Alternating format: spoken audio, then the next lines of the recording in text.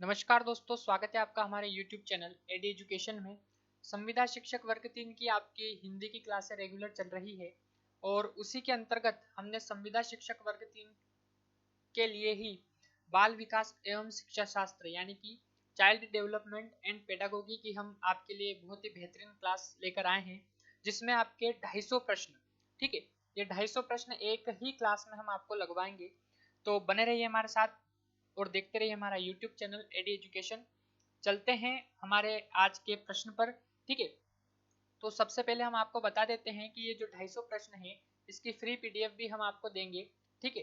250 प्रश्न की free PDF भी देंगे। यदि आपने हमारे यूट्यूब चैनल एडी एजुकेशन को अभी तक सब्सक्राइब नहीं किया है तो अभी सब्सक्राइब कर लें और टेलीग्राम चैनल से आप जुड़ जाएं। इस वीडियो के डिस्क्रिप्शन में टेलीग्राम चैनल की लिंक हमने दी है, वहां से टेलीग्राम ज्वाइन करके आप फ्री पीडीएफ प्राप्त कर सकते हैं। तो बाल विकास एवं शिक्षा शास्त्र, ठीक है, बाल विकास एवं शिक्षा शास्त्र की 250 प्रश्नों की फ्री पीडीएफ आप प्राप्त कर सकते हैं, ठीक है। 250 प्रश्नों की ये फ्री पीडीएफ प्राप्त कर सकते हैं। महत्वपूर्ण प्रश्न उत्तर सहित इसमें लेकर आए हैं हम। 250 प्रश्न है और बिल्कुल फ्री पीडीएफ है ये, ठीक है।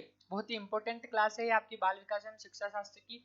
तो चलते हैं हमारे पहले प्रश्न पर। पहला प्रश्न जो आपके सामने स्क्रीन पर दिया है वो क्या है वो देख लेते हैं।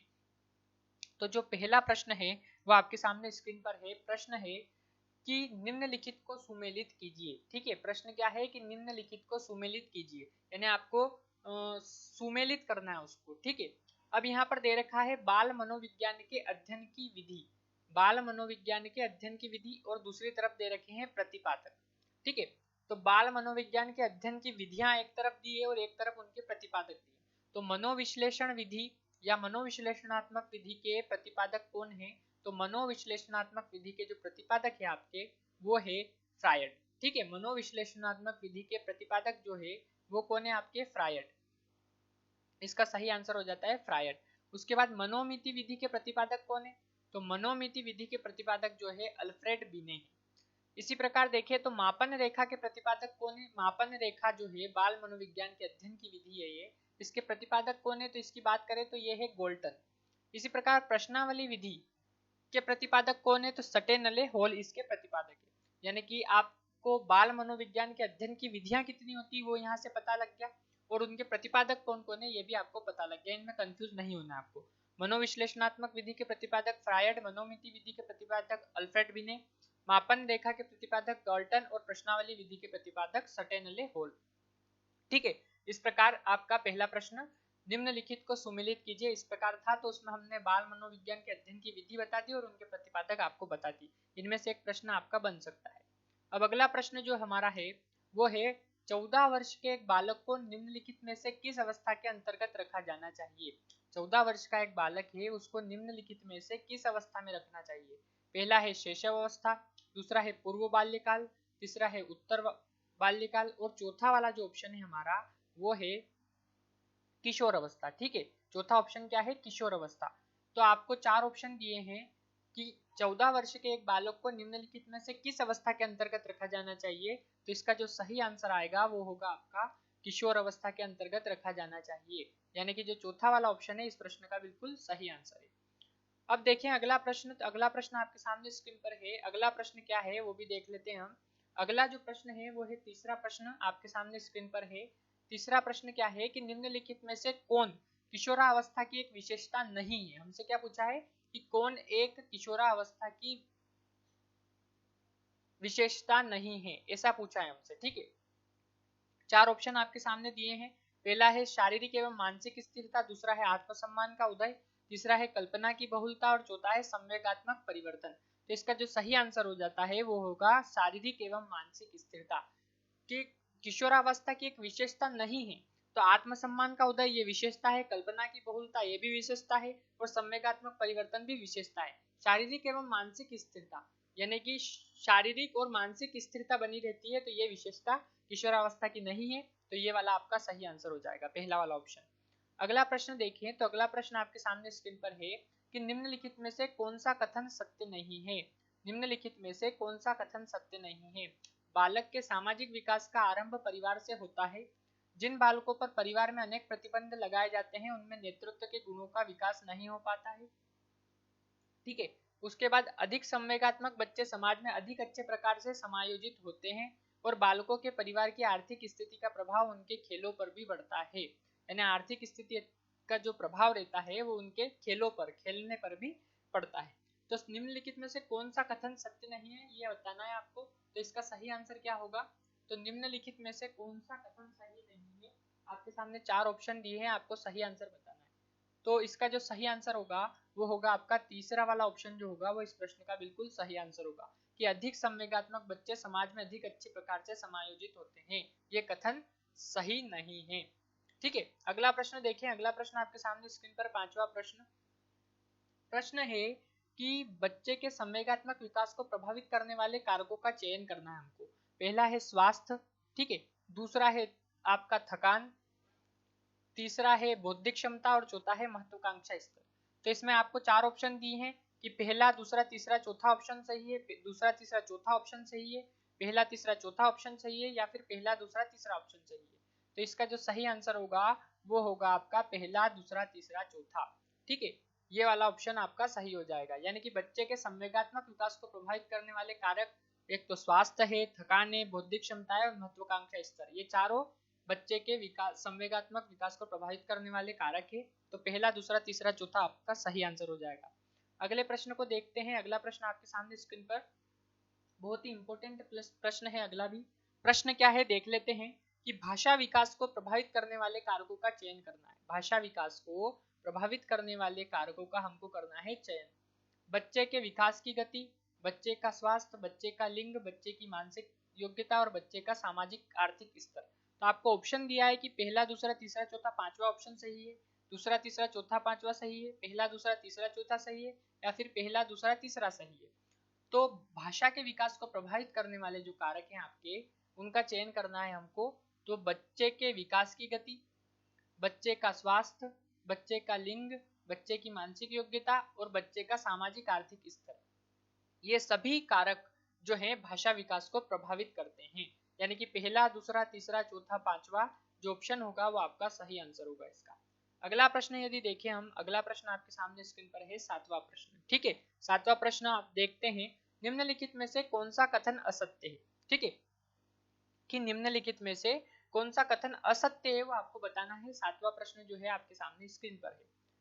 तो असत्य कथन कौन सा है ये हमसे पूछा है। तो असत्य कथन, बुद्धिमान बच्चे का भाषा विकास तेजी से होता है, माता पिता की आर्थिक स्थिति अच्छी होने से बच्चे का भाषा विकास तेजी से होता है, लड़कियों की तुलना में लड़कों का भाषा विकास तेजी से होता है या स्वस्थ बच्चों का भाषा विकास तेजी से होता है।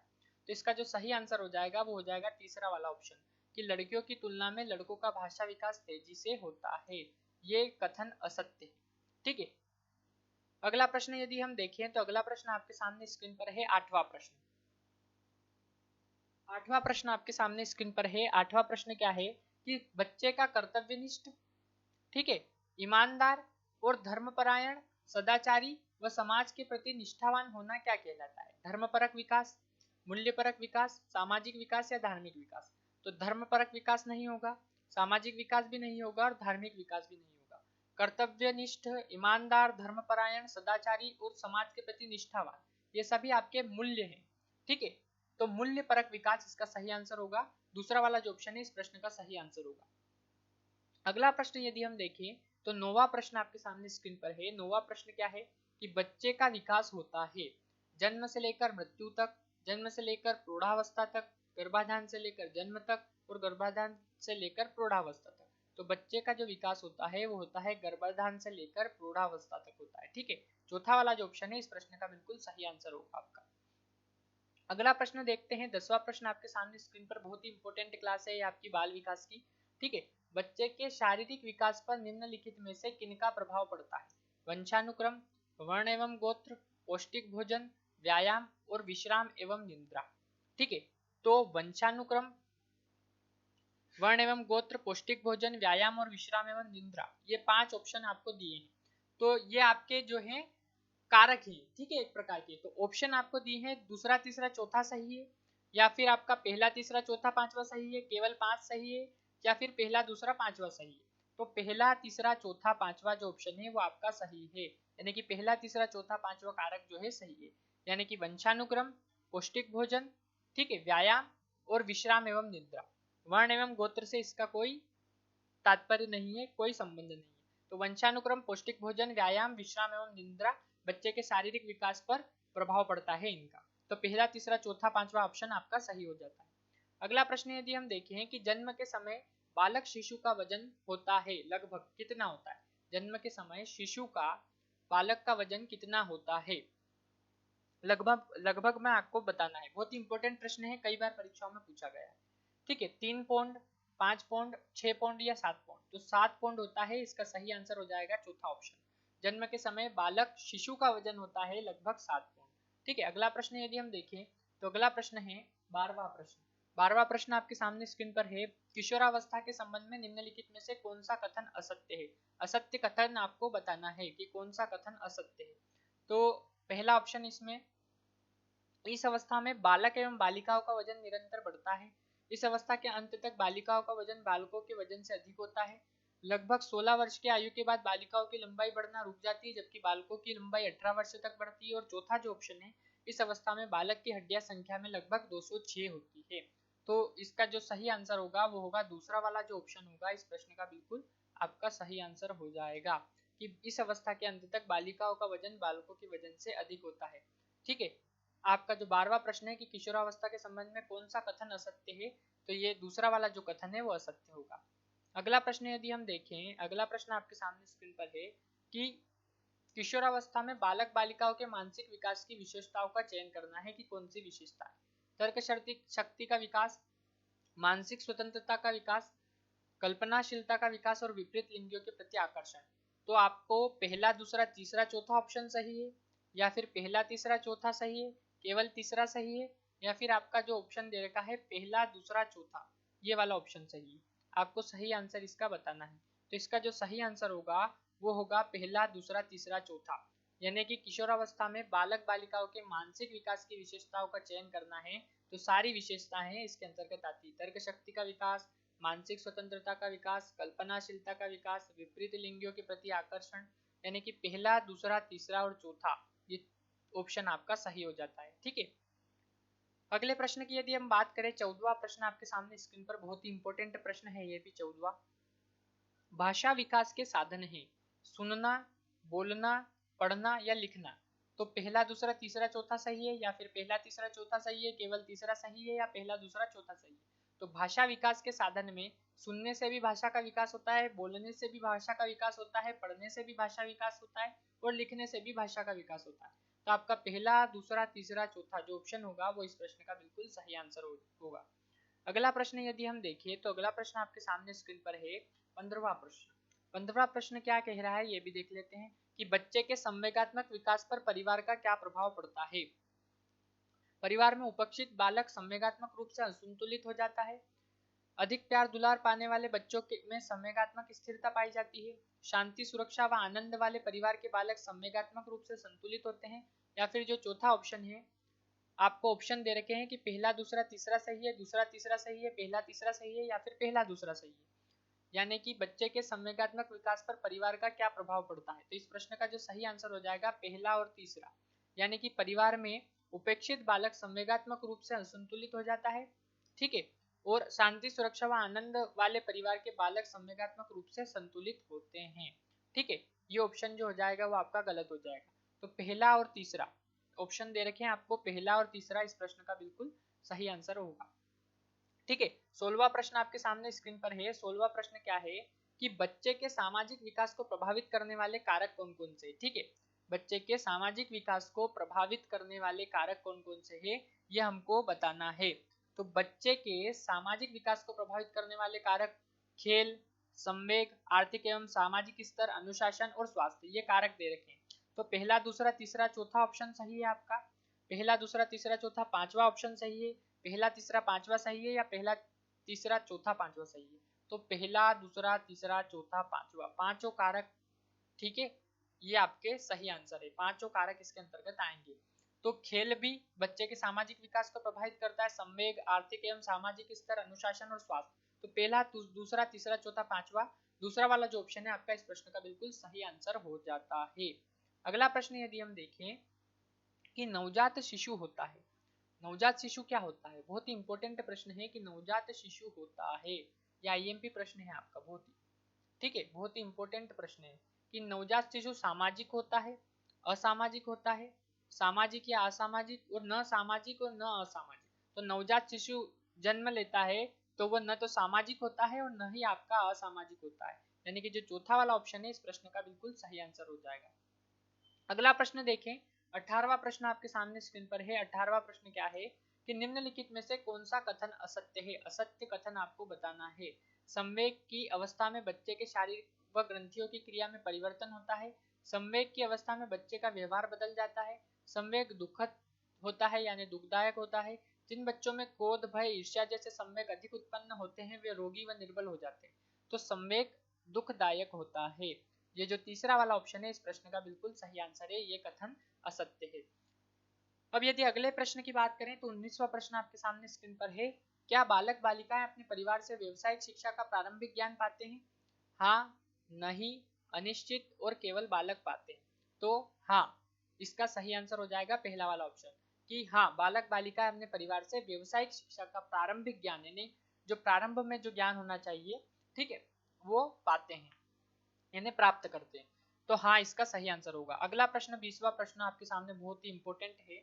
यह भी आपका इंपॉर्टेंट प्रश्न है, आईएमपी प्रश्न, ठीक है, आईएमपी प्रश्न बिल्कुल। 20वां प्रश्न, निम्नलिखित में से कौन बच्चों के शारीरिक अवयवों पर आधारित समस्याएं हैं? हकलाना, कंधे मटकाना, उसके अलावा वाम हस्तता, तीसरा वाला जो ऑप्शन है वाम हस्तता, और चौथा है आंखें झपकाना।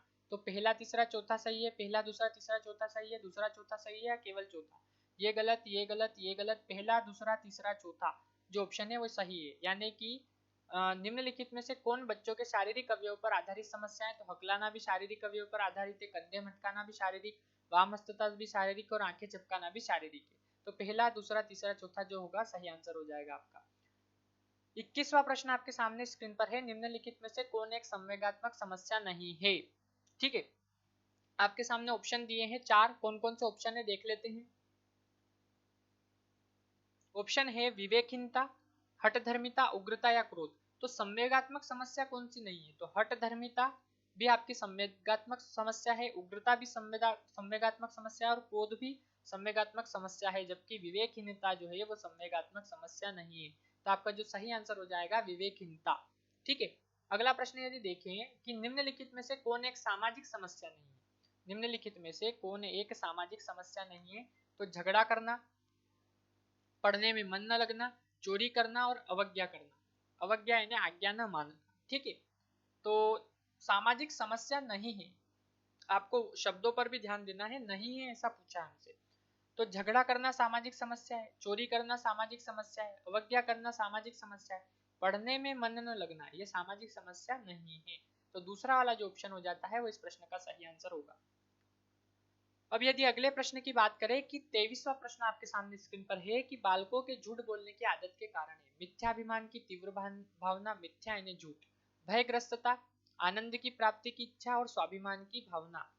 ठीक है, तो पहला दूसरा तीसरा सही है, पहला दूसरा तीसरा चौथा सही है, दूसरा तीसरा सही है या केवल दूसरा सही है?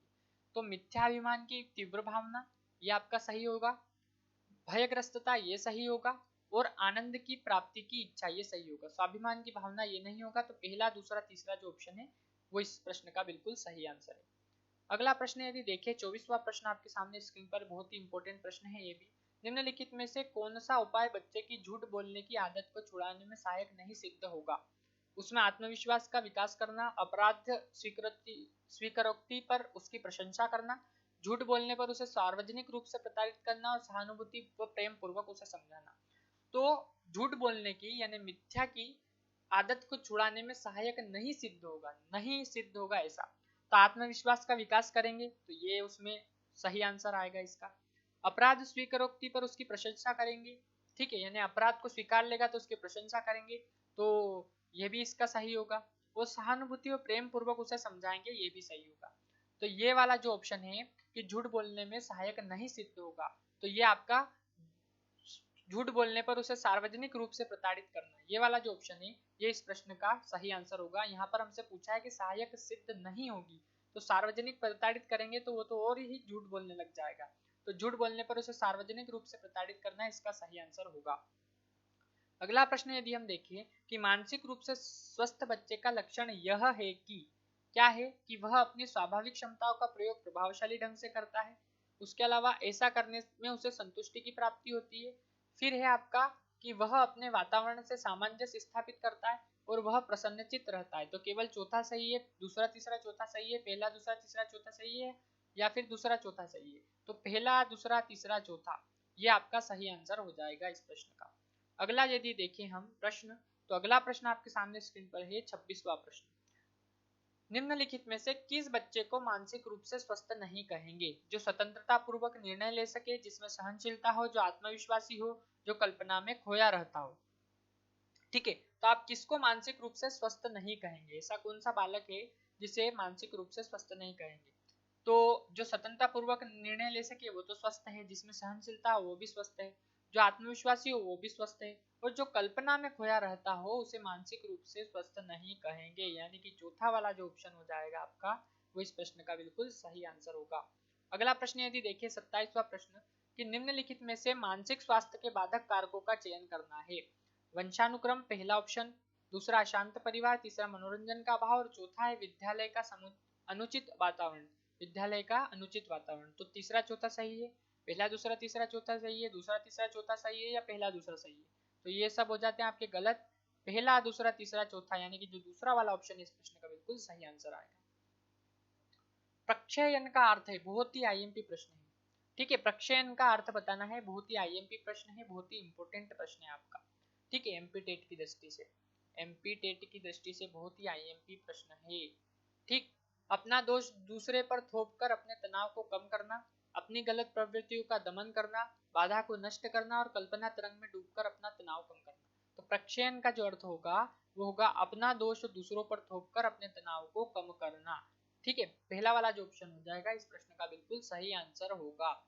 अब यदि अगले प्रश्न की बात करें कि बच्चे के मानसिक स्वास्थ्य को स्थिर व प्रोन्नत करने के लिए निम्नलिखित में से किन उपायों को आजमाया जाना चाहिए? उसकी मूल प्रवृत्तियों का परिमार्जन व उन्नयन, उसकी हीनता ग्रंथि का निवारण, उसकी समस्त इच्छाओं की पूर्ति।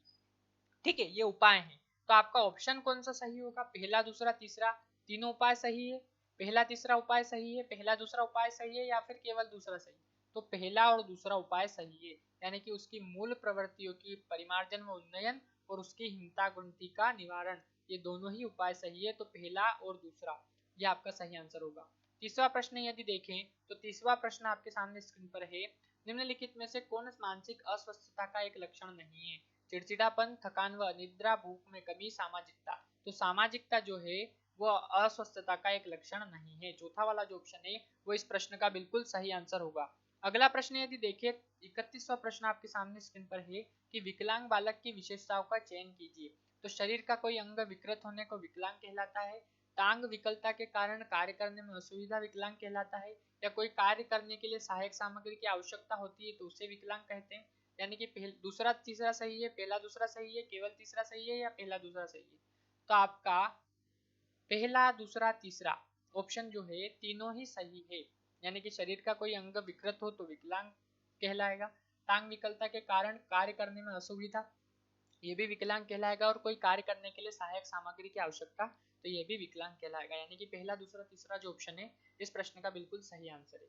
अब यदि अगला प्रश्न देखिए 32वां प्रश्न आपके सामने स्क्रीन पर है कि क्या बच्चे के विकल अंग को उपचार द्वारा सुधारा जा सकता है? हाँ, नहीं, सुधारा भी जा सकता है और नहीं भी, और कुछ कहा नहीं जा सकता। तो आपका जो सही आंसर होगा वो होगा सुधारा जा भी सकता है और नहीं भी। ठीक है, तीसरा वाला जो ऑप्शन है इस प्रश्न का बिल्कुल सही आंसर होगा। यदि अगला प्रश्न देखें कि चोर का बच्चा चोर बनता है, ये कथन किसका है? बहुत ही इंपॉर्टेंट प्रश्न है ये कथन किसका है? तो फ्रायड का है, मेंडल का है, अल्फ्रेड बिने का है और सटेनले हॉल का है।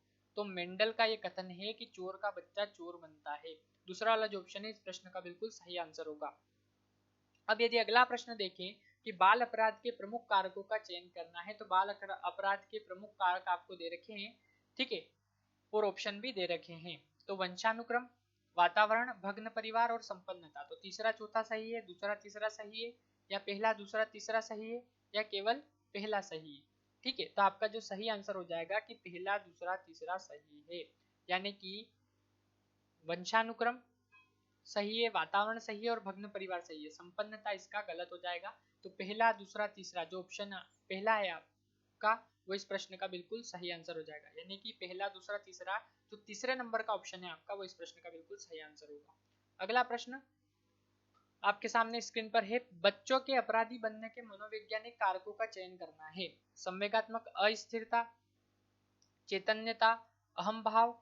ठीक है, तो पहला दूसरा सही है, दूसरा तीसरा सही है, पहला दूसरा तीसरा सही है या पहला तीसरा सही है? तो पहला और तीसरा सही है, यानी कि संवेगात्मक अस्थिरता और अहम भाव ये बच्चों के अपराधी बनने के मनोवैज्ञानिक कारक है। ठीक है, पहला तीसरा यानी जो चौथा वाला ऑप्शन है इस प्रश्न का बिल्कुल सही आंसर है। अगला प्रश्न यदि हम देखें, 36वां प्रश्न आपके सामने स्क्रीन पर है। 36वां प्रश्न क्या है कि प्रतिभाशाली बच्चे की बुद्धि लब्धि आईक्यू क्या होता है? बुद्धि लब्धि यानी आईक्यू। ठीक है, तो 100 से 120 होता है, 120 से 140 होता है, 140 से ऊपर होता है या 80 से 100 होता है। तो प्रतिभाशाली बच्चे की बुद्धि लब्धि यानी कि आईक्यू होता है 140 से ऊपर। ठीक है, 140 से ऊपर वाला बालक, ठीक है, आपका प्रतिभाशाली बालक कहलाता है या प्रतिभाशाली बच्चा कहलाता है। अगला प्रश्न यदि हम देखें, अगला प्रश्न आपके सामने स्क्रीन पर है 37वां प्रश्न। 37वां प्रश्न आपके सामने स्क्रीन पर है कि प्रतिभाशाली बच्चे की विशेषताओं का चयन कीजिए। पहला है वे सामान्य बच्चों की तुलना में अधिक समय तक पढ़ सकते हैं। दूसरा है उनकी रुचि किसी विशेष क्षेत्र में केंद्रित होती है। तीसरा है उन्हें मार्गदर्शन की कम आवश्यकता होती है और चौथा है वे अनुभव व अनुकरण से शीघ्रता पूर्वक सीखते हैं। यानी कि पहला, दूसरा, तीसरा तीन सही है, पहला, तीसरा, चौथा सही है, दूसरा, तीसरा, चौथा सही है, पहला, दूसरा, तीसरा, चौथा सही है। तो पहला, तीसरा और चौथा आपका सही आंसर होगा। यानी कि आपका जो प्रतिभाशाली बच्चे की विशेषताओं का चयन करना है तो वे सामान्य बच्चों की तुलना में अधिक समय तक पढ़ सकते हैं, ये वाला ऑप्शन सही है। फिर उन्हें मार्गदर्शन की कम आवश्यकता होती है, ये सही है। और वे अनुभव व अनुकरण से शीघ्रता पूर्वक सीखते हैं, ये सही है। उनकी रुचि किसी विशेष क्षेत्र में केंद्रित होती है, ये इसके अंतर्गत नहीं आएगा। तो पहला, तीसरा, चौथा यानी कि आपको जो दूसरा वाला ऑप्शन दिया है वो इस प्रश्न का बिल्कुल सही आंसर होगा। बालकों की मूल प्रवृत्तियों को संशोधित करने हेतु सर्वोत्तम उपाय कौन सा है, ये आपको बताना है। बालकों की मूल प्रवृत्तियों को संशोधित करने हेतु सर्वोत्तम उपाय बताना है। तो विलयन, अवदमन, शोधन और मार्गांतीकरण। तो इस प्रश्न का जो सही आंसर होगा मार्गांतीकरण। ठीक है, बालकों की मूल प्रवृत्तियों को संशोधित करने हेतु सर्वोत्तम उपाय है मार्गांतीकरण। अब यदि अगला प्रश्न हम देखें 39वां प्रश्न की बालकों में भय यानी डर की भावना को दूर करने हेतु सर्वोत्तम उपाय कौन सा है? तो उन्हें अकेला छोड़ना, उनमें आत्मविश्वास उत्पन्न करना, उसके अलावा उनकी इच्छा की पूर्ति करना, और चौथा है उनको स्वतंत्रता देना। तो इस प्रश्न का जो सही आंसर होगा वो होगा उनमें आत्मविश्वास की भावना उत्पन्न करना या उनमें आत्मविश्वास उत्पन्न करना, ये इसका सही आंसर हो जाएगा आपका। अब यदि अगला प्रश्न हम देखें 40वां प्रश्न। 40वां प्रश्न आपके सामने स्क्रीन पर है। प्रश्न है स्वस्थ मन की पहचान क्या है? स्वस्थ मन की पहचान क्या है ये आपको बताना है। अच्छी स्मरण शक्ति, ठीक है, अच्छी स्मरण शक्ति स्वस्थ मन की पहचान है। गहन चिंतन की क्षमता, उत्तम स्वास्थ्य या समाज से समायोजन, समाज से समायोजन। तो इस प्रश्न का जो सही आंसर होगा समाज से समायोजन स्वस्थ मन की पहचान है। जो चौथा वाला ऑप्शन हो जाएगा इस प्रश्न का बिल्कुल सही आंसर होगा। अब यदि अगला प्रश्न देखें, बालक भाषा के अंतर्गत सबसे पहले सीखता है, क्या सीखता है? संज्ञा, सर्वनाम, क्रिया या विशेषण। तो बालक भाषा के अंतर्गत सबसे पहले संज्ञा सीखता है। यानी कि संज्ञा की परिभाषा क्या होती है कि संज्ञा किसी व्यक्ति, वस्तु या स्थान के नाम को हम संज्ञा कहते हैं। ठीक है, तो संज्ञा सबसे पहले वह सीखता है। पहला वाला जो ऑप्शन है इस प्रश्न का बिल्कुल सही आंसर होगा। अब यदि अगला प्रश्न हम देखें 42वां प्रश्न आपके सामने स्क्रीन पर है कि बाल्य अवस्था में सर्वाधिक प्रभावशाली संवेग होते हैं भय, प्रेम, क्रोध और सुख दुख। तो बाल्यावस्था में सर्वाधिक प्रभावशाली संवेग जो होते हैं वो होते हैं सुख दुख। चौथा वाला जो ऑप्शन है इस प्रश्न का बिल्कुल सही आंसर होगा। अगला प्रश्न आपके सामने स्क्रीन पर है 43वां प्रश्न। प्रश्न है व्यक्ति जो कुछ भी बनना चाहता है वह शिशु अवस्था में बन जाता है, यह कथन किसका है? थॉमसन का, फ्रायड का, हरलॉक का या क्रो एवं क्रू का। तो व्यक्ति जो कुछ भी बनना चाहता है वह शिशु अवस्था में ही बन जाता है, यह कथन किसका है? तो फ्रायड का यह कथन है। बहुत ही मोस्ट इंपोर्टेंट प्रश्न है आपका, मोस्ट आईएमपी क्वेश्चन है ये। ठीक है, एमपी टेट मोस्ट आईएमपी प्रश्न, ठीक है, एमपी टेट का। तो फ्रायड का यह कथन है। दूसरा वाला जो ऑप्शन होगा इस प्रश्न का बिल्कुल सही आंसर होगा। अगला प्रश्न यदि हम देखें कि बालक के व्यक्तित्व का मापन किस विधि द्वारा किया जा सकता है? ठीक है, बालक के व्यक्तित्व का मापन किस विधि के द्वारा किया जा सकता है? तो मापनी रेखा विधि, तुलनात्मक विधि, मनोमिति विधि और संख्यात्मक विधि। तो मापनी रेखा विधि इस प्रश्न का बिल्कुल सही आंसर होगा। बालक के व्यक्तित्व का मापन मापनी रेखा विधि के द्वारा किया जा सकता है। ये भी आपका मोस्ट IMP प्रश्न है। ठीक है, अगला प्रश्न देखें तो अगला प्रश्न आपके सामने स्क्रीन पर है, मनोविश्लेषण विधि के जनक है या मनोविश्लेषणात्मक विधि के जनक कौन है? ये हमने आपको पूर्व में भी बताया, थॉमसन, फ्रायड, हरलॉक, क्रो एवं क्रो। ये सब गलत है। दूसरा वाला जो ऑप्शन है वो इस प्रश्न का बिल्कुल सही आंसर हो जाएगा कि मनोविश्लेषणात्मक विधि के जो जनक है वो है फ्रायड। अब यदि अगला प्रश्न देखें तो 46वां प्रश्न आपके सामने स्क्रीन पर है। 46वां प्रश्न क्या है कि किस मनोवैज्ञानिक ने पशुओं पर किए गए प्रयोगों के आधार पर बाल शिक्षा में तुलनात्मक विधि को विकसित करने में योगदान दिया? चार ऑप्शन आपके सामने स्क्रीन पर है, आपको सही आंसर बताना है कि इस प्रश्न का सही आंसर क्या होगा। तो इस प्रश्न का सही आंसर क्या होगा? ऑप्शन देख लेते हैं, थॉमसन, फ्रायड, थॉर्नडाइक एवं क्रो। ठीक है, तो थॉमसन इसका गलत हो जाता है, फ्रायड इसका गलत हो जाता है, क्रो एवं क्रो इसका गलत हो जाता है। जो सही आंसर होगा वो होगा थॉर्नडाइक। ठीक है, तो थॉर्नडाइक इस प्रश्न का सही आंसर हो जाएगा कि जिस मनोवैज्ञानिक ने पशुओं पर किए गए प्रयोगों के आधार पर बाल शिक्षा में तुलनात्मक विधि को विकसित करने में योगदान दिया, उनका नाम है थॉर्नडाइक। तीसरा वाला जो ऑप्शन है इस प्रश्न का बिल्कुल सही आंसर है। अब यदि अगले प्रश्न की बात करें तो 47वां प्रश्न आपके सामने स्क्रीन पर है कि किशोरावस्था को जीवन का कठोर काल कहा जाता है। जीवन का कठोर काल कहा जाता है क्योंकि इसमें बालक का पूर्ण शारीरिक विकास होता है, बालक में संवेगात्मक अस्थिरता होती है, बालक में शारीरिक व मानसिक परिवर्तन तीव्रता से होते हैं और बालक में महत्वाकांक्षाएं जन्म लेती है। तो आपका जो सही आंसर होगा इस प्रश्न का वो होगा बालक में शारीरिक एवं मानसिक परिवर्तन तीव्रता से होते हैं। ठीक है, ये इस प्रश्न का बिल्कुल सही आंसर होगा, तीसरा वाला ऑप्शन। अगला प्रश्न यदि हम देखें 48वां प्रश्न, 48वां प्रश्न आपके सामने स्क्रीन पर है। एक बालक शब्दों को खींचकर बोलता है, उसका दोष निम्नलिखित में से किस श्रेणी में आएगा? उद्दंडता, हकलाहट, विकार या फिर आपका प्रदर्शन। तो इस प्रश्न का जो सही आंसर हो जाएगा वो हो जाएगा हकलाहट। ठीक है, हकलाहट के अंतर्गत उसका ये दोष आएगा। अगला प्रश्न जो देखें 48वां प्रश्न आपके सामने स्क्रीन पर है। 49वां प्रश्न आपके सामने स्क्रीन पर है, 48वां भी हमने किया। बाल केंद्रित शिक्षा में शिक्षक की भूमिका होती है दर्शक की, मार्गदर्शक की, नियंत्रक की या अध्यापक की? ठीक है, तो बाल केंद्रित शिक्षा में शिक्षक की भूमिका होती है मार्गदर्शक की। ठीक है, यानी मार्गदर्शक, मार्ग का दर्शन वही कराता है। ठीक है, तो मार्गदर्शक की भूमिका होती है बाल केंद्रित शिक्षा में शिक्षक की। ठीक है, दूसरा वाला जो ऑप्शन है इस प्रश्न का बिल्कुल सही आंसर होगा। अगला प्रश्न देखिए 50वां प्रश्न। 50वां प्रश्न यदि देखिए, 50वां प्रश्न आपके सामने स्क्रीन पर है। सच्ची शिक्षा के लिए बालकों को विभिन्न परिस्थितियों और घटनाओं में क्रियाओं से सामना करना चाहिए, यह कथन किसका है? ड्यूबी का, पियाजे का, क्रोएम क्रो का, फ्रायड का? तो ड्यूबी का गलत हो जाएगा, क्रोएम क्रो का भी गलत हो जाएगा, फ्रायड का भी गलत हो जाएगा। पियाजे का यह कथन है क्या है कि सच्ची शिक्षा के लिए बालकों को विभिन्न परिस्थितियों और घटनाओं में क्रियाओं से सामना करना चाहिए। अब यदि अगला प्रश्न देखें, 51वां प्रश्न आपके सामने स्क्रीन पर है। प्रश्न क्या है? ज्ञान ग्रहण करने की प्रक्रिया का निम्नलिखित में से कौन सा एक पहलू नहीं है? ज्ञान ग्रहण करने की प्रक्रिया का निम्नलिखित में से कौन सा एक पहलू नहीं है? ज्ञानात्मक, क्रियात्मक, भावात्मक या फिर आपका जो चौथा वाला ऑप्शन है वो है दंडात्मक। ठीक है, क्या है? दंडात्मक। तो इसका सही आंसर हो जाएगा दंडात्मक। प्रश्न एक बार और पढ़ लेते हैं हम कि ज्ञान ग्रहण करने की प्रक्रिया का निम्नलिखित में से कौन सा एक पहलू नहीं है? तो ज्ञानात्मक है, क्रियात्मक है, भावनात्मक है और दंडात्मक नहीं है। तो नहीं है हमसे पूछा है, तो दंडात्मक इसका सही आंसर आएगा। अब यदि 52वां प्रश्न हम देखिए तो 52वां प्रश्न आपके सामने स्क्रीन पर है। प्रश्न क्या है? प्रश्न है कि शिक्षण की खोज विधि के अंतर्गत निम्नलिखित में से क्या शामिल नहीं है?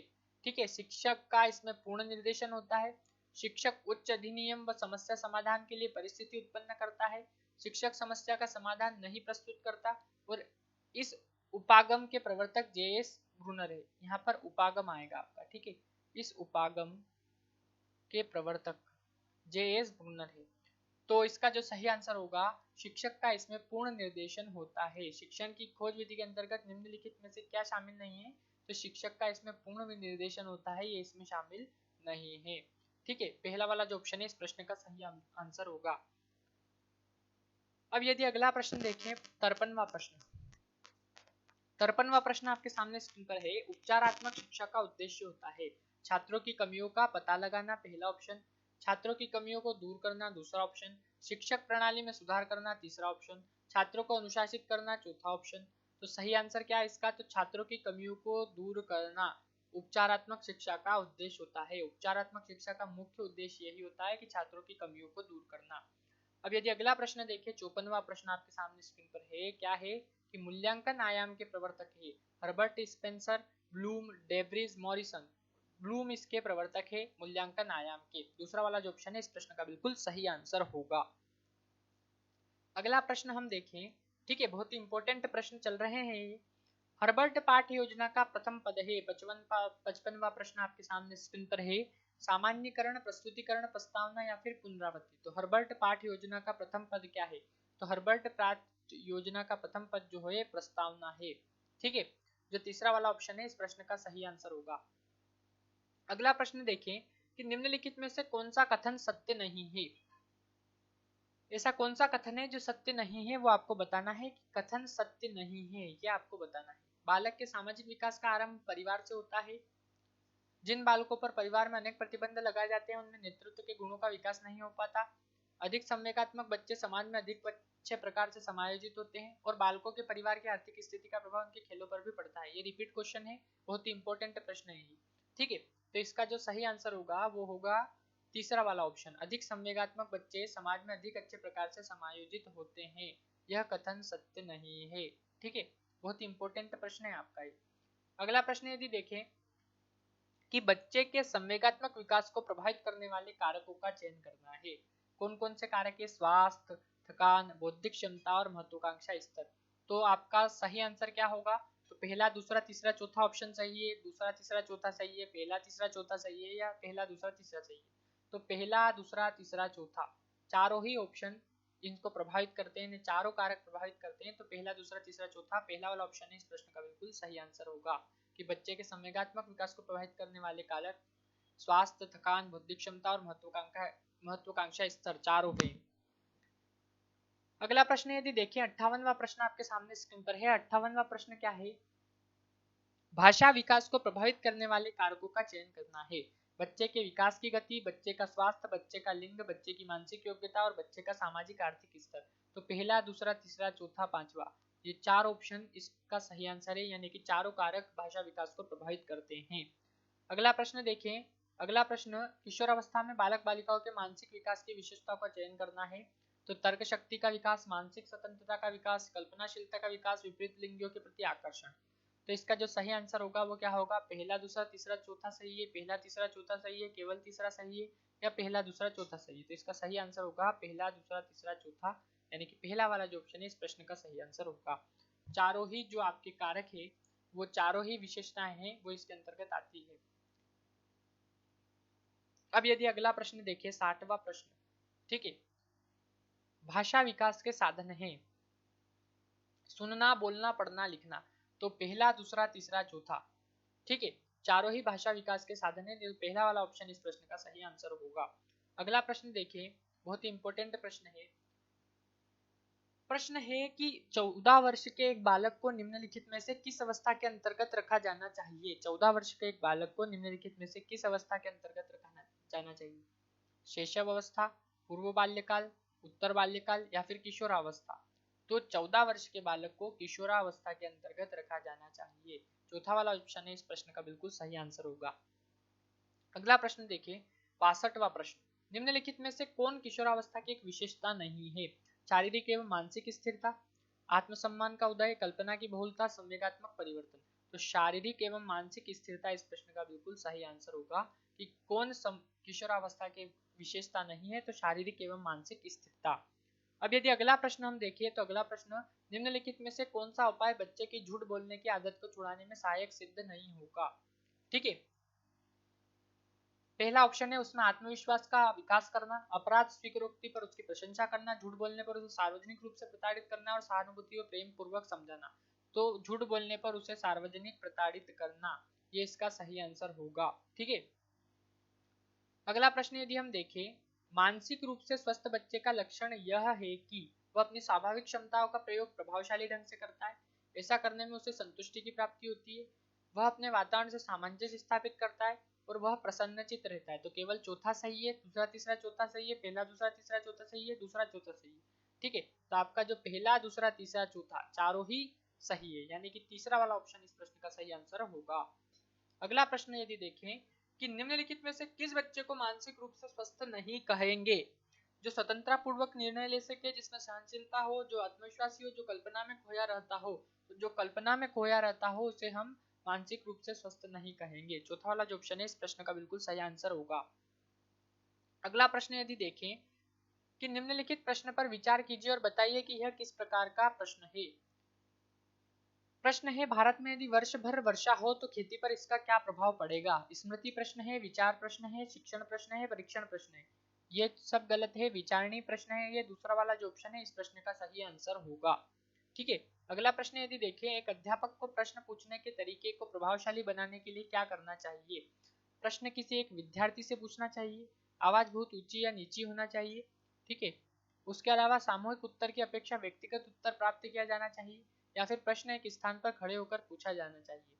तो पहला दूसरा चौथा सही है, दूसरा तीसरा चौथा सही है, या फिर आपका पहला दूसरा तीसरा चौथा सही है, या फिर पहला दूसरा तीसरा सही है। तो ये सभी आपके जो हो जाते हैं ये गलत है, केवल आपका दूसरा वाला ऑप्शन है इस प्रश्न का सही आंसर है कि दूसरा तीसरा और चौथा ये आपके सही हैं, यानी कि आवाज बहुत ऊंची या नीची नहीं होना चाहिए, सामूहिक उत्तर की अपेक्षा व्यक्तिगत उत्तर प्राप्त किया जाना चाहिए और प्रश्न एक स्थान पर खड़े होकर पूछना चाहिए। अब यदि अगला प्रश्न देखें, पुनर्बलन को और क्या नाम दिया जा सकता है? शिक्षण, अभिप्रेरण, प्रशिक्षण और भाषण। ये सब आपके हो जाते हैं गलत। अभिप्रेरण पुनर्बलन को दूसरा नाम होगा, यानी पुनर्बलन का और नाम जो होगा वो अभिप्रेरण दिया जा सकता है। अगला प्रश्न यदि देखें 69वां प्रश्न, पुनर्बलन का उपयोग करते समय बरती जाने वाली सावधानियां कौन सी है? तो इसका उपयोग सीमित मात्रा में किया जाना चाहिए, पहला ऑप्शन। इसका उपयोग स्वाभाविक रूप में किया जाना चाहिए, दूसरा ऑप्शन। इसका उपयोग प्रचुर मात्रा में किया जाना चाहिए, तीसरा ऑप्शन। तो पहला दूसरा सही है, दूसरा तीसरा सही है, पहला तीसरा या केवल पहला? तो पहला और दूसरा सही है, तीसरा वाला इसका गलत हो जाएगा। तो इसका उपयोग सीमित मात्रा में किया जाना चाहिए, इसका उपयोग स्वाभाविक रूप में किया जाना चाहिए। पहला दूसरा जो ऑप्शन है इस प्रश्न का बिल्कुल सही आंसर हो जाएगा आपका। ठीक है, अगले प्रश्न की यदि बात करें तो अगला प्रश्न आपके सामने स्क्रीन पर है। प्रश्न क्या है ये भी देख लेते हैं। निम्नलिखित में से कौन सा कार्य सकारात्मक पुनर्बलन के अंतर्गत नहीं शामिल है? शिक्षक द्वारा छात्र की प्रशंसा करना, उसके उत्तर को स्वीकारना, सहमति में सिर हिलाना और गलत उत्तर पर उसे डांटना। तो इसका जो सही आंसर होगा वो क्या होगा कि निम्नलिखित में से कौन सा कार्य सकारात्मक पुनर्बलन के अंतर्गत शामिल नहीं है? तो गलत उत्तर पर उसे डांटना, ये आपका सही आंसर हो जाएगा इस प्रश्न का। अब यदि अगले प्रश्न की बात करें कि नकारात्मक पुनर्बलन के अंतर्गत शामिल है, 71वां प्रश्न आपके सामने स्क्रीन पर है कि नकारात्मक पुनर्बलन के अंतर्गत क्या शामिल है? दंड, निंदा, कमजोरियों का प्रदर्शन। दूसरा तीसरा सही है, पहला दूसरा या पहला दूसरा तीसरा या पहला तीसरा? तो नकारात्मक पुनर्बलन के अंतर्गत पहला दूसरा तीसरा यानी कि दंड, निंदा और कमजोरियों का प्रदर्शन ये शामिल है, तीनों ही शामिल है। तो पहला दूसरा तीसरा यानी कि जो तीसरा वाला जो ऑप्शन है इस प्रश्न का बिल्कुल सही आंसर हो जाएगा। अब यदि अगला प्रश्न देखें, कंप्यूटर के विशिष्ट गुण यह है कि यह तीव्रगामी होता है, इसमें डाटा संग्रहण की क्षमता होती है और यह लंबे समय तक बिना रुके व थके काम कर सकता है और यह स्वयं सोच सकता है। ठीक है, तो आपका पहला दूसरा तीसरा चौथा सही है, दूसरा तीसरा चौथा सही है, पहला तीसरा चौथा सही है या फिर पहला दूसरा तीसरा सही है? तो पहला दूसरा और तीसरा ये सही ऑप्शन है आपका। ठीक है, चौथा वाला ऑप्शन इस प्रश्न का सही आंसर है कि कंप्यूटर के विशिष्ट गुण यह है कि क्या होता है, यह तीव्रगामी होता है, इसमें डाटा संग्रहण की क्षमता होती है और यह लंबे समय तक बिना रुके व थके काम कर सकता है। चौथा इसका गलत हो जाएगा, पहला दूसरा तीसरा सही है। ठीक है, अगला प्रश्न यदि देखिए, शैक्षिक कार्यक्रम में सहायक सामग्री के रूप में सर्वाधिक उपयोगी क्या है? ठीक है, रेडियो, दूरदर्शन, स्लाइड प्रोजेक्ट और ब्लैक बोर्ड। तो रेडियो, दूरदर्शन, स्लाइड प्रोजेक्ट इसके अंतर्गत सर्वाधिक उपयोगी नहीं है। सर्वाधिक उपयोगी जो है ब्लैक बोर्ड, ब्लैक बोर्ड का प्रयोग सर्वाधिक करते हैं। ठीक है, ब्लैक बोर्ड का उपयोग क्या करते हैं हम? सर्वाधिक रूप से करते हैं। ठीक है, तो इस प्रश्न का जो सही आंसर होगा वो हो जाएगा ब्लैक बोर्ड। ब्लैक बोर्ड इस प्रश्न का बिल्कुल सही आंसर होगा। चौथा वाला ऑप्शन इस प्रश्न का सही आंसर होगा। अब यदि अगला प्रश्न देखें 74वां प्रश्न। प्रश्न है निम्नलिखित में से कौन ताजमहल का एक छोटा प्रतिरूप है? ताजमहल, ताजमहल का मॉडल, ताजमहल का रेखाचित्र, ताजमहल की फिल्म। तो ताजमहल का मॉडल हम बनाएंगे तो वो उसका छोटा प्रतिरूप हो जाएगा। दूसरा वाला जो ऑप्शन है इस प्रश्न का बिल्कुल सही आंसर होगा। 75वां प्रश्न आपके सामने स्क्रीन पर है। बालक दृश्य माध्यम से लगभग कितना ज्ञान प्राप्त करता है? 10%, 20%, 30%, 60%। तो बालक दृश्य माध्यम से लगभग 60% ज्ञान प्राप्त करता है। चौथा वाला जो ऑप्शन है इस प्रश्न का बिल्कुल सही आंसर होगा। प्रश्न पूछने की विधि के प्रवर्तक है, ठीक है, प्रवर्तक कौन है प्रश्न पूछने की विधि के? सुकरात, प्लेटो, अरस्तु या पेस्टोलॉजी? सुकरात, प्लेटो, अरस्तु या पेस्टोलॉजी? तो सुकरात प्रश्न पूछने की विधि के प्रवर्तक हैं। पहला वाला जो ऑप्शन होगा इस प्रश्न का बिल्कुल सही आंसर होगा। अगला प्रश्न यदि देखें कि वाचन के दोषों का चयन कीजिए। पुस्तक ठीक प्रकार से न पकड़ना, अशुद्ध उच्चारण, अक्षरों को छोड़ना या जोड़ना, त्रुटिपूर्ण अनुतान या बालाघात। तो पहला, तीसरा, चौथा आपका गलत हो जाएगा। दूसरा, तीसरा, चौथा गलत हो जाएगा। पहला, दूसरा, चौथा भी गलत हो जाएगा। पहला, दूसरा, तीसरा, चौथा ये आपका सही हो जाएगा। यानी कि पुस्तक ठीक प्रकार से न पकड़ना ये वाचन के दोष है, अशुद्ध उच्चारण भी वाचन का दोष है, अक्षरों को छोड़ देना या जोड़ना वह भी वाचन का दोष है, और त्रुटिपूर्ण अनुतान या बालाघात ये भी वाचन का ही दोष है। तो पहला, दूसरा, तीसरा, चौथा, चौथा वाला जो ऑप्शन है इस प्रश्न का बिल्कुल सही आंसर होगा। अगले प्रश्न की यदि हम बात करें तो अगला प्रश्न आपके सामने स्क्रीन पर है। यदि कोई विद्यार्थी वाचन के समय ठीक प्रकार से खड़ा नहीं होता है तो उसका यह दोष वाचन के किस पक्ष के दोष को प्रकट करता है? बहुत ही इंपॉर्टेंट प्रश्न है। यांत्रिक दोष को, मानसिक दोष को, भाषा दोष को या शैली दोष को? तो यांत्रिक दोष को ये प्रकट करता है यदि वह ठीक से खड़ा नहीं होता है। तो पहला वाला जो ऑप्शन है इस प्रश्न का बिल्कुल सही आंसर होगा। अगला प्रश्न यदि देखें, यदि कोई विद्यार्थी अध्यापक द्वारा ब्लैक बोर्ड पर लिखी पंक्तियों को देखकर अपनी पुस्तिका में लिखता है तो उसकी यह क्रिया सुलेख की कौन सी विधि कहलाएगी? श्रुति लेखन, अनुकरण, मोंटेसरी या दर्शन? श्रुति लेखन यानी वही सुलेख लेखन, ठीक है। तो श्रुति लेख यानी सुनकर लिखना है ना, ठीक है। सुलेख लेखन में श्रुति लेख यानी सुनकर लिखना, तो अनुकरण कर रहा है वो उनका इस विधि में, तो अनुकरण विधि इसका सही आंसर आ जाएगा। दूसरा वाला ऑप्शन इस प्रश्न का बिल्कुल सही आंसर होगा। 80वां प्रश्न आपके सामने स्क्रीन पर है। बहुत ही इंपॉर्टेंट प्रश्न है ये। पाठ्य वस्तु के विश्लेषण के प्रमुख उद्देश्यों का चयन कीजिए। तथ्यों व उदाहरणों को स्पष्ट करने के लिए निकटवर्ती परिवेश में उपलब्ध सामग्री का उपयोग करना, पहला ऑप्शन। दूसरा ऑप्शन, यह देखना कि वे कौन से अंश है जिन्हें पूर्व ज्ञान से आसानी से जोड़ा जा सकता है। तीसरा है यह देखना कि कक्षा में सीखने सिखाने की परिस्थितियां उत्पन्न करने के लिए कौन सी गतिविधियां कराई जा सकती है। और चौथा है यह देखना कि किन घटनाओं दृष्टांतों का उपयोग कक्षा शिक्षण में किया जा सकता है। तो पहला, तीसरा, चौथा सही है, दूसरा, तीसरा, चौथा सही है, पहला, दूसरा, चौथा सही है, या फिर पहला, दूसरा, तीसरा, चौथा सही है? तो इसका सही आंसर होगा पहला, दूसरा, तीसरा, चौथा सही है, ठीक है। चारों ही इसके सही आंसर होंगे, पहला, दूसरा, तीसरा, चौथा। चौथा वाला जो ऑप्शन है इस प्रश्न का बिल्कुल सही आंसर होगा। अब यदि अगले प्रश्न की बात करें, अगला प्रश्न आपके सामने स्क्रीन पर है। बुद्धि के द्वितत्व सिद्धांत के प्रवर्तक कौन है? स्टर्न, बिने, टर्मन या स्पीयरमैन? तो बुद्धि के द्वितत्व सिद्धांत के जो प्रवर्तक हैं वो है स्पीयरमैन। स्पीयरमैन ने द्वितत्व सिद्धांत दिया था बुद्धि का। चौथा वाला जो ऑप्शन है इस प्रश्न का बिल्कुल सही आंसर है। बुद्धि इन चार शब्दों में निहित है। ज्ञान, आविष्कार, निर्देश और आलोचना। उपयुक्त कथन किसका है? स्टर्न का, बीने का, टर्मन का या स्पीयरमैन का? तो ये कथन जो है वो है बीने का। दूसरा वाला जो ऑप्शन है इस प्रश्न का बिल्कुल सही आंसर होगा। अब यदि अगला प्रश्न देखें, 83वां प्रश्न, जीवन की नवीन परिस्थितियों में सामंजस्य स्थापित करने की क्षमता बुद्धि है। उपयुक्त कथन किसका है? स्टर्न का, बीने का, टर्मन का, पिंगटर का? तो उपयुक्त कथन जो है वो पिंगटर का है। चौथा वाला जो ऑप्शन है इस प्रश्न का बिल्कुल सही आंसर होगा। अब अगला प्रश्न आपके सामने स्क्रीन पर है। आज 100 प्रश्न करेंगे हम, फिर अगले 100 प्रश्न कल करेंगे और 50 प्रश्न फिर हमारे बच जाते हैं, तो 50 प्रश्न अगले दिन करेंगे। इस प्रकार आपके 250 प्रश्न बहुत ही इंपॉर्टेंट है ये, इसकी फ्री पीडीएफ भी हम आपको दे देंगे, ठीक है। फ्री पीडीएफ भी आप प्राप्त कर सकते हैं टेलीग्राम ज्वाइन करके, इसकी लिंक इस वीडियो के डिस्क्रिप्शन में दी है। बुद्धि के विकास के संबंध में क्या सत्य है? बुद्धि का विकास नहीं होता है, बुद्धि का विकास जीवन पर्यंत होता है, बुद्धि का विकास केवल भ्रूणावस्था में होता है और बुद्धि का विकास जन्म से लेकर किशोरावस्था के मध्यकाल तक होता है। तो इसका जो सही आंसर होगा वो चौथा वाला ऑप्शन होगा कि बुद्धि का विकास जन्म से लेकर किशोरावस्था के मध्यकाल तक होता है। अगला प्रश्न, बुद्धि के संबंध में थार्डनाइट का क्या सिद्धांत है? मात्रा सिद्धांत, समूह तत्व सिद्धांत, बहुमानसिक योग्यता सिद्धांत, क्रमिक विकास सिद्धांत। तो इसका जो सही आंसर होगा वो होगा मात्रा सिद्धांत। बुद्धि के संबंध में थार्डनाइट का जो सिद्धांत है वो है मात्रा सिद्धांत। अगला प्रश्न यदि हम देखें, अगला प्रश्न है व्यक्तिक बुद्धि परीक्षा का आरंभ करता है? स्टर्न, बीने, टर्मन, पिंगटर। तो व्यक्तिक बुद्धि परीक्षा का आरंभ करता कौन है? तो बीने। बहुत ही इंपॉर्टेंट प्रश्न चल रहे हैं यहाँ आपके, ठीक है। बीने, दूसरा वाला जो ऑप्शन है इसका सही आंसर होगा। बीने साइमन बुद्धि परीक्षा थी सभी आयु समूह के लिए, 3 वर्ष से कम आयु के बालकों के लिए, 3 वर्ष से 15 वर्ष के बालकों के लिए और 5 वर्ष से 9 वर्ष के बालकों के लिए। तो 3 वर्ष से 5 वर्ष के बालकों के लिए तीसरा वाला जो ऑप्शन है इस प्रश्न का बिल्कुल सही आंसर होगा आपका, ठीक है। बीने साइमन बुद्धि परीक्षा 3 वर्ष से 15 वर्ष के बालकों के लिए थी। अब यदि अगला प्रश्न देखिए, बीने स्केल का सुधार किसने किया? स्टर्न ने, स्वयं बीने ने, डॉक्टर बर्ट व टर्मन ने और बिंगटन ने।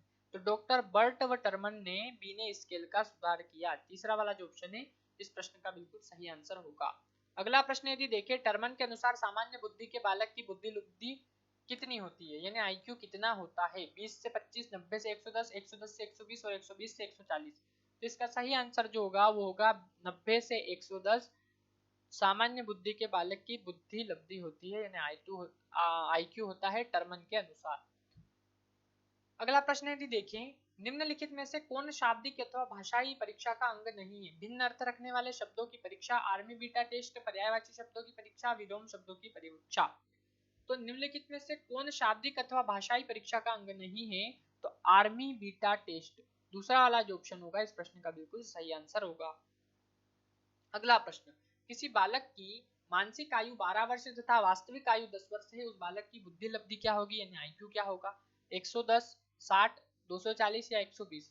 तो आपका ये तीनों ही ऑप्शन गलत हो जाते हैं। चौथा वाला जो ऑप्शन है इस प्रश्न का सही आंसर होगा कि उसकी बुद्धि लब्धि होगी 120, जिसकी मानसिक आयु 12 वर्ष और वास्तविक आयु 10 वर्ष है। अगला प्रश्न, निम्नलिखित में से कौन सी विशेषता अंतर्मुखी व्यक्तित्व में नहीं पाई जाती? ठीक है, लज्जाशीलता, एकांत प्रियता, आत्म प्रशंसा और कल्पनाशीलता। तो आत्म प्रशंसा तीसरा वाला जो ऑप्शन होगा इस प्रश्न का बिल्कुल सही आंसर होगा। आत्म प्रशंसा तीसरा वाला जो ऑप्शन है इस प्रश्न का बिल्कुल सही आंसर होगा। अब यदि अगला प्रश्न देखिए कि नाट्य कद का व्यक्ति होता है आलोचना न सहन करने वाला, आराम पसंद, कलात्मक, ईमानदार। तो नाट्य कद का व्यक्ति होता है आराम पसंद, जो दूसरा वाला ऑप्शन है इस प्रश्न का बिल्कुल आपका सही आंसर होगा, ठीक है। अगला प्रश्न यदि देखें कि कपिल मुनि ने व्यक्तित्व के कितने गुण बताए हैं? 2, 3, 4, 5। तो कपिल मुनि ने व्यक्तित्व के जो गुण बताए हैं वो है 2, 3 गुण। दूसरा वाला जो ऑप्शन है इस प्रश्न का बिल्कुल सही आंसर है। जुंग ने व्यक्तित्व का वर्गीकरण किस आधार पर किया? बहुत ही इंपॉर्टेंट प्रश्न है। शारीरिक, सामाजिक, आर्थिक और मनोवैज्ञानिक। तो जुंग ने व्यक्तित्व का वर्गीकरण मनोवैज्ञानिक आधार पर किया, जो चौथा वाला जो ऑप्शन है इस प्रश्न का बिल्कुल सही आंसर होगा।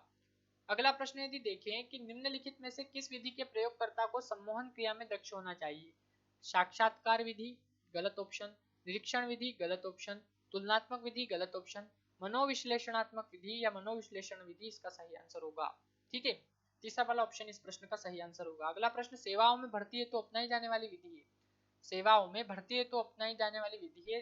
निरीक्षण विधि गलत होगा, मनोविश्लेषण विधि गलत होगा, तुलनात्मक विधि गलत होगा, साक्षात्कार विधि यानी इंटरव्यू, ठीक है, ये सेवाओं में भर्ती हेतु अपनाई जाने वाली विधि है। पहला वाला जो ऑप्शन होगा इस प्रश्न का सही आंसर होगा। अगला प्रश्न बहुत ही इंपॉर्टेंट है कि रोशा परीक्षण के दौरान किसी व्यक्ति ने रंगों के प्रति अपनी प्रतिक्रिया की है, इसका क्या अर्थ हुआ? व्यक्ति सैद्धांतिक है, व्यक्ति में संवेगों की अधिकता है, व्यक्ति अंतर्मुखी है या व्यक्ति बीमार है। तो इसका जो सही आंसर होगा, रोशा परीक्षण के दौरान किसी व्यक्ति ने रंगों के प्रति अपनी प्रतिक्रिया व्यक्त की है, इसका अर्थ होगा व्यक्ति में संवेगों की अधिकता अधिक है, ठीक है। दूसरा वाला जो ऑप्शन होगा इस प्रश्न का बिल्कुल आपका सही आंसर होगा। अगला प्रश्न देखें, अगला प्रश्न आपके सामने स्क्रीन पर है। रोशा परीक्षण विधि में प्रयुक्त कार्डों की संख्या कितनी होती है? 2, 4, 8 और 10। तो इसका जो सही आंसर हो जाएगा, रोशा परीक्षण विधि में प्रयुक्त कार्डों की संख्या होती है 10। चौथा वाला जो ऑप्शन होगा इस प्रश्न का बिल्कुल सही आंसर होगा। आज का आखिरी प्रश्न आपके सामने स्क्रीन पर है। बालक बालिकाओं के व्यक्तित्व में भिन्नता का प्रमुख कारण है शारीरिक भिन्नता, मानसिक भिन्नता, चारित्रिक भिन्नता या वैचारिक भिन्नता। तो शारीरिक भिन्नता पहला वाला जो ऑप्शन होगा इस प्रश्न का बिल्कुल सही आंसर होगा। बालक बालिकाओं के व्यक्तित्व में भिन्नता का प्रमुख कारण है शारीरिक भिन्नता। ठीक है, इसी के साथ हमारे आज के 100 प्रश्न यहाँ समाप्त होते हैं। ठीक है, 101 आपका अगला प्रश्न जो है वो कल की क्लास में होगा हमारा। ठीक है, तो बने रहिए हमारे साथ और देखते रहिए हमारा यूट्यूब चैनल एडी एजुकेशन। धन्यवाद।